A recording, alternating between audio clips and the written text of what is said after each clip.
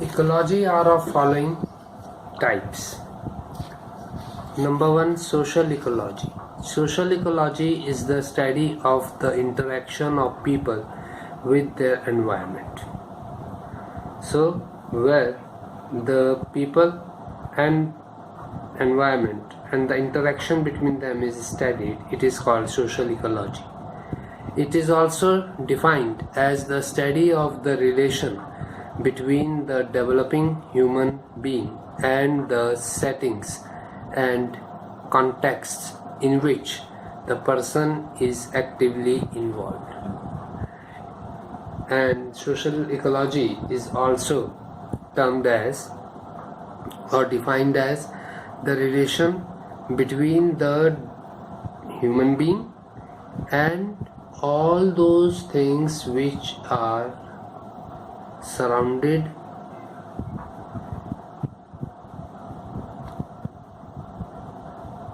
and how he actively involve himself with all those things that are surrounding him. So if it refers to the branch of general ecology, the interrelationship of biological, physical and cultural features of a region is the domain of social ecology. It has four aspects, that is population, environment, technology and social organization. These are discussed below. Number one, population. Human beings are dependent on the geographical environment for air, water and food. These things are important for the survival of human beings. Air, water and food are very important things for the survival of human beings, and each and every human being is dependent on these natural things. These things are important for the survival of human beings. Therefore, many ways are evolved for the development of the relationship between needs and environment. Number two, environment. The geographical environment is explored for the requirement of air, water and food.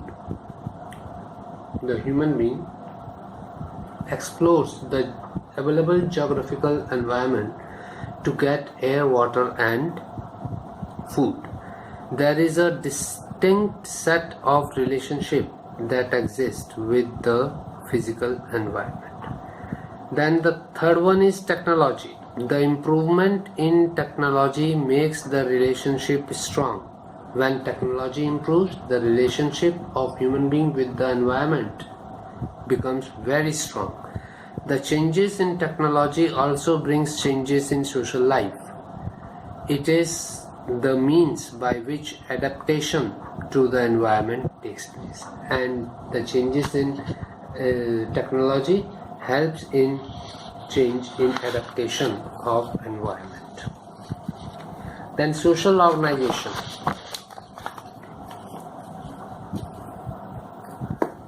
The interaction between environment and society is shaped by social organization. Property relations determine how and by whom natural resources can be used. For example, if forests are owned by the government, it will have the power to decide whether it should lease them to timber companies or allow villagers to collect forest produce. So the criteria of property: if whoever is the owner of a particular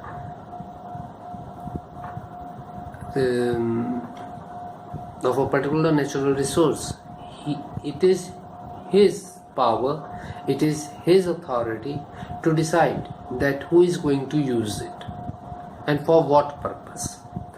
Private ownership of land and water sources will affect whether others can have access to these resources and on what terms and conditions. Ownership and control over resources is also related to the division of labor in the production process. And this ownership of resources also helps in creating division of labor in production process. Landless laborers and women will have a different relationship with natural resources than men. Social organizations influences how different groups relate to their environment.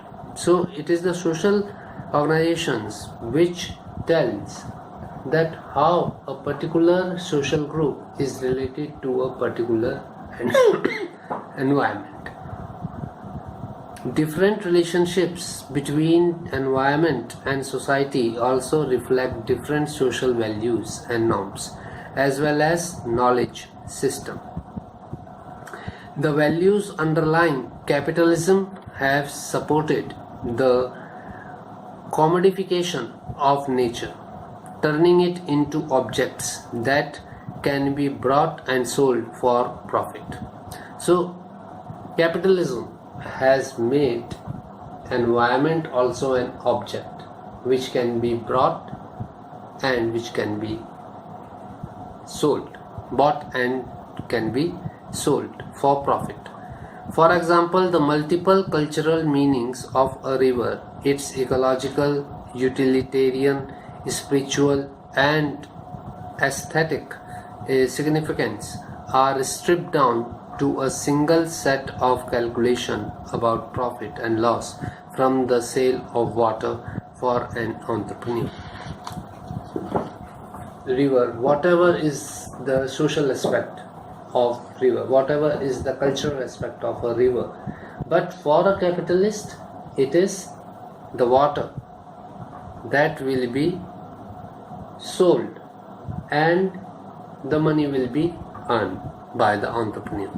Socialist values of equality and justice have led to the seizure of lands from large landlords and their redistribution among landless peasants in a number of countries.